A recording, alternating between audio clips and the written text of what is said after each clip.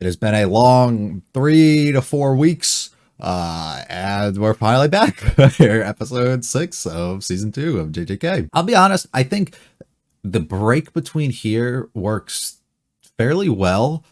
In comparison to something like we're having now with Zom 100, how there's always constant delays or no episode 1 week and it's like in every other thing. I actually like this a lot more because it allows you some time to just process all the stuff that happened beforehand. And then here you go, jump into new arc, but we need a little bit of a break between. Instead of every other week, it feels like it really kills the momentum. We had a good enough stopping point because of the 2 different arcs that we're going to go between here, and then allows you to get into something new. It feels really good. And I actually think it works well as a decision. Sure, do we wish that we could have just had it straight through? Of course, but if they need more time to do whatever they have to, I'm not going to complain. As we move into this new arc, I will start by saying things I believe I said in the episode 1 video. None of the things came true, so here we are now. I believe I've been spoiled on like 2 or 3 different things that are going to happen. I don't know, as I said then, if they actually even happen in this arc, or if they're in a future arc, or what they are. I also don't know if the things I believe I've been spoiled on are actually things that occur. They're more so just things that like I've read or seen that like could have been somebody joking around, or I could have read it the wrong way or taken it the wrong way. That it's kind of like I haven't seen like panels of things. I've just seen like random tweets or like a comment on like TikTok or something. And a lot of the time when things like that happen, I don't actually know what the case is going to be. So there are going to be things that'll be in the back of my mind. I'll talk about them afterwards if they do come true throughout this arc. Expectations going into this arc are incredibly high, because almost everybody that I hear from claims that this is like fucking masterful arc, basically like one of the best things that they've seen in shonen and practically ever, or at least of recent. So they're very high. I am left being concerned though. I don't typically love action heavy stuff, shonen stuff like that.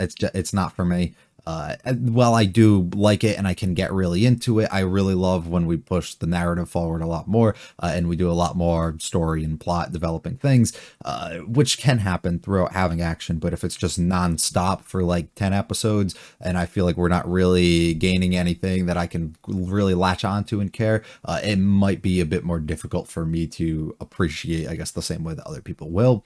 So I do have concerns about that because I've heard the direction that this arc kind of goes. It makes me believe we're going to head down a route like that. The last time we got left off with our squad was at the end of season 1, and everybody's kind of been promoted now. And I believe there's something going on where Gojo's still under the impression that somebody is like leaking information, or we have a like a traitor or somebody amongst us. So he hired Mei to go out of her way and figure out exactly who it is.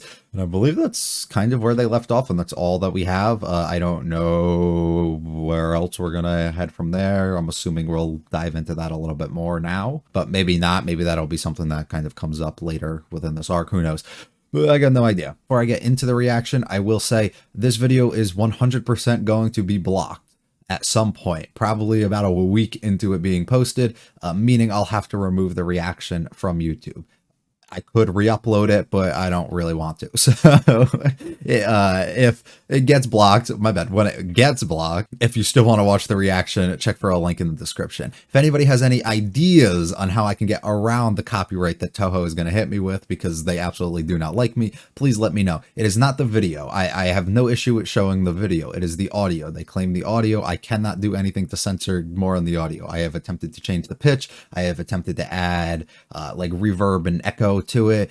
None of it seems to work at all. So if anybody has any other ideas on how other people seemingly get away with it, whereas I can't, let me know, and I'll work towards it. Also, if you have a platform that's good for me to upload the videos on, because right now I do it on Streamable and I have to pay like $13 a month or something, and I don't make any money on YouTube, so I've kind of just been throwing away a lot of money to keep my my Spy Family videos and so far JJK up on there. So if anybody has any ideas, you know, on other platforms I can upload to, like I don't know if Patreon or something like that allows me just to upload directly to it, or if I have to actually upload like a file from from like YouTube or something on it. So if you have any ideas of like other places I can upload these so people can still watch them if they want, please let me know. It would also really work well because there's a lot of shows in the fall that are produced by Toho that I really want to do, and I'm nervous that they're going to take them down because I am excited for them. Sorry for the ranting. That's going to be, I don't know. Let's get going though. Episode 6 of season 2. You know? Really, really good episode. When we got to the midway point of the episode, I like panicked because I thought it was over. When the mid-roll like card came up, I really thought that we were about to have the episode end, and it was like starting of the ED. I started panicking. I was like, "How the fuck was that it?" Luckily there was a lot more. And fantastic episode. They really, something that they nail really well in the show that I feel a lot of other popular, you know, battle shonen, specifically stuff from Shonen Jump themselves, typically I think really fail at and don't do a good enough job of truly expressing themselves. At least the ones that I've seen is just the normal day-to-day lives of the characters and the interactions and stuff that they have between them. Sometimes they're good, sometimes they come off like they're pretty poorly the way that they're done, like the normal slice of life moments and stuff that they try and have in like Demon Slayer and stuff. I really typically find off-putting, and I don't find them funny, and I don't find them intriguing, and I don't, just whatever it is about them doesn't connect with me at all. But like with this show, it works really, really well. So having the entirety of that first half focused on the situation with Ozawa and her relation to Yuji and all that, you know, back in the day is really cool. And I really like that. Very fun slice of lifey moment. And it's fun to see the contrast that you get between the first half, what's happening, people going about their day, living their normal lives, and then literally in the next moment you can be taken in and finding out some things that you probably don't want to, you know, about this other person that you're supposed to know or is a part of you is actually being a mole, and then having like things really become intense very fast, right? So the constant, or the ability to shift so rapidly is really cool, and I love being able to really do these moments, because moments like this, especially in the first half, really flesh out the characters and the relationships and stuff that you can build for them.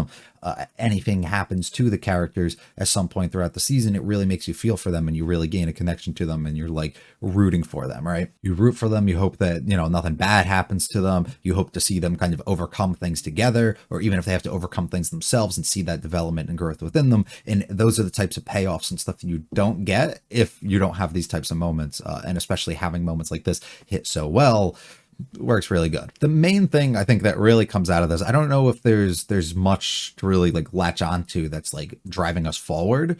Well, that's not true. Driving us forward is specifically the situation that's going to go down now with Mekamaru going against Mahito and Geto and all of them. But it's more of like, I'm saying outside of that, I don't think there's much more. And that's only like a small bit, because we already knew something similar to that was already being in play here.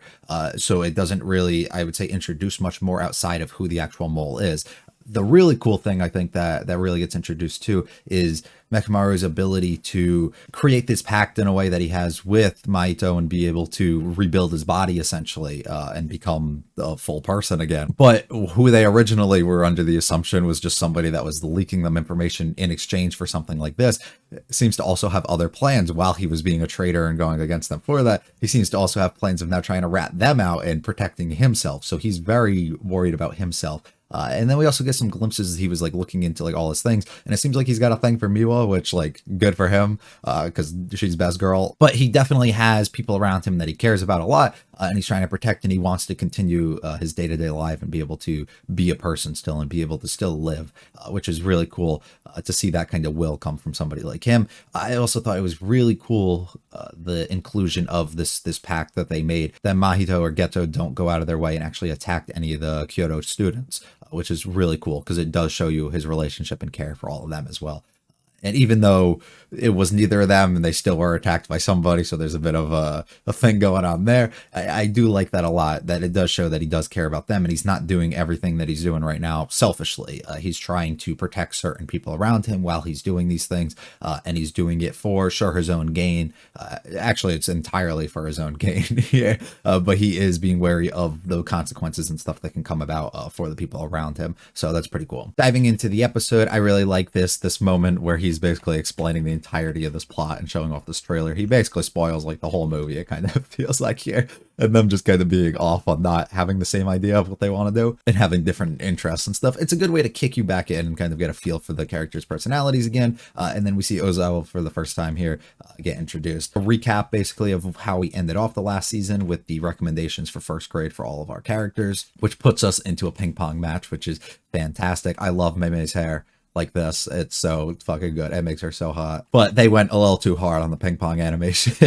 But it was a great moment. Also, it was fun to find out that Toto actually can't be like our, what was he calling them? Like his shadow, or is it a visor, or whatever the case is. Like he can't follow him and lead him after he's the one that actually was the recommendation, and neither of them can. And this face just sums it all up, and he's completely destroyed by figuring that out. So it makes me wonder, because it has to be somebody who is first grade, but it could also be somebody who's special grade, I would assume.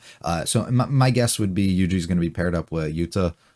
We had that thing at the end of Zero, that scene of us specifically coming back and getting him when Gojo is gone. It appears so, at least. So I believe that we'd be dragging him in, and he'd be our guy that we're going to kind of pair up with and use for this. Unless it doesn't have to be like one of the students or something. It could just be like a teacher, and then we pair Yuji up with Gojo or some shit like that, right? But I believe that we'd go more of the Yuta route. But everybody, I guess, gets one too. Is there enough people around to kind of drag you around? Because if so, we could use like Nanami and stuff too. So I don't actually know how exactly they're planning to go about and do those things. We get introduced here again to Ozawa, and she is huge, very tall girl. I love the height difference. You know, I love when they really showcase that, and they do it very consistent and well in anime, because I feel like a lot of times it can get pretty inconsistent, but it was pretty good.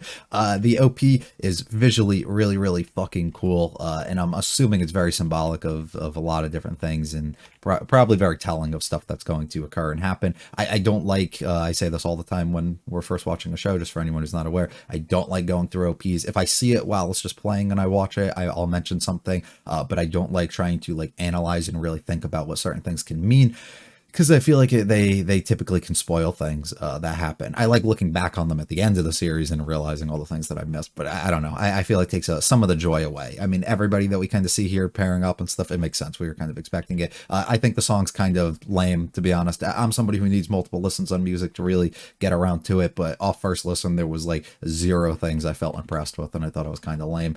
This is a massive, massive difference in a person, and especially at 6 months, it's kind of crazy. Nobara gets very cool faces, like very silly ones. But they do a really good job of really bringing her character to life and really animating her, like doing faces and stuff like this is really good for her. I love the being able to get Yuji and Megami here really fast and using them for like info and trying to help this girl and stuff. Also, her quest hitting if like her heart skips a beat, we end up finding out later. It seems more likely she's just like kind of one of these, she's probably a romantic here, you know, and she's a little jealous in a way that somebody else could possibly be getting into a relationship before she can, and then it pisses her off in a way. I like just, you know, the dynamic that we got going on here and trying to figure it out. The text conversation is fantastic between them. I've heard like all she has to say is one word. She says it twice, but all she has to say is like one word, and he immediately like comes to her. She has such a commanding presence over him, which is really, really funny. I love how he recognizes her instantly, which is really good. It just goes to show the type of person that he really is, and you know, the things that he can kind of pick up on people, and how he immediately doesn't like point out things like, oh, your weight or your height or like anything like that changed about her. She's like, oh, what are you doing here? Like it's like another day, right? Really sweet moment here about exactly how different he is from the other guys and the things that he sees in people versus kind of what they're seeing. And even though they're making fun of her weight and stuff, he doesn't really view it and things like that. He likes her as a person. He thinks she's unique and has some really fun, cool stuff going on about her, and he's interested in her enough about that, which I like a lot. And it's very fun for us to kind of see the two of them here. They end up splitting, not saying anything. It happens, or not really connecting, but we do got our number just in case. It's a death flag entirely. Introduce a character like this, make them a possible love interest, make them somebody who you have a connection with and can kind of be something that somebody else really cares about, and then kind of rip them away. It's a similar thing that I feel we're going to see with the Mekamaru situation that might be happening later, where we can take his interest as it appears for Miwa here and make it an emotional stakes in a way where one of them to have something going on, whether they kind of understand him and they're trying to get back at him and they use Miwa as a way to kind of poke at him, and are able to get a reaction out of him, and could cause issues, you know, either one of them dying or one of them kind of trying to protect the other person if they have this sort of relationship, right? Even if it's just one-sided, it could definitely result in something along those lines too. But it definitely does present those types of stakes for you to kind of worry about and watch out for, which is interesting. We meet Utahime, who looks as great as ever. Her scar, I pointed this out too, looks very similar to the one that Mekamaru has, even though it's like different. So I'm still very curious where the fuck she got this from, if we can ever get some answers. But I got no idea. Mekamaru here again, just going to sleep and doing his thing. It works really well as well that he's the mole, because he doesn't have to like physically be present like with his body, like he's elsewhere and stuff. So he has the ability to do things and kind of get around people and not have to worry about like them seeing him do something, because he is kind of stored away with the stuff that he's doing. But he was able to dupe us, and he's not actually in the room. Here, I don't know if this was like he moved out entirely beforehand, or if there was like something that was able to transport him, like how exactly this happened, like that manipulates the space and stuff that they're in. I don't know if they stated that. I don't think they did, but I don't know exactly how that happened. We meet everybody. I talked a lot about this already, how we're going to fix his body and stuff. That works as a perfect thing. Of course he's going to want his body fixed, right? So it makes perfect sense that it is him, and working with somebody here like Mahito, it works perfectly, and I get it. We're able to fix him, but he's looking fantastic, and he's, you know, very happy to be in his body here. And I love him using the puppets and stuff to get away, and then ultimately revealing he's a big old fucking metal mech monster dinosaur Yu-Gi-Oh character thing. It's really cool though. And then him basically using this as a way for him to ensure victory for himself and his own safety and stuff along those lines. He has to get Gojo involved here, and he's basically double crossing them here, which I think is really, really cool. And it's a smart way for him to go about things. Now, the things that are going to come about afterwards, like, you know, once they know exactly who you are and you reveal it, like maybe they'll be understanding of your reasonings and stuff for doing it, and they won't have an issue. But I am interested, and I would love for him to get in contact and find out Gojo's reaction to Geto being alive still, which I think is really cool. This is where we get that hint of, it seems like he's interested in Miwa and has been for a little bit. I don't know what the 16 is. They showed 17. I'm assuming that's probably his lifetime, like how long he's been alive, and then he goes back to 16 something. Cool. Very visually pleasing ED. I actually really love the style that they go for here. Definitely have to give the song a few more listens, and we get left there.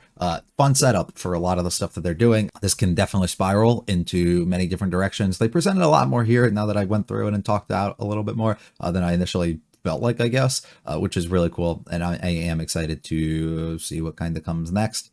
If you liked it all, hit the like and subscribe. It means a lot to me. Feel free to check out the other videos and channel. Leave any comments about this episode or series. I'll be back for episode 7 next week. You guys have a good one though. Peace.